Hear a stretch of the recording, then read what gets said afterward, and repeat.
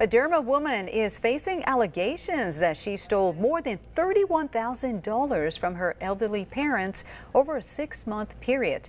Now, Chief DeMarcus Peoples says that Tammy Tart linked her parents' bank card to her account and used the funds for personal expenses.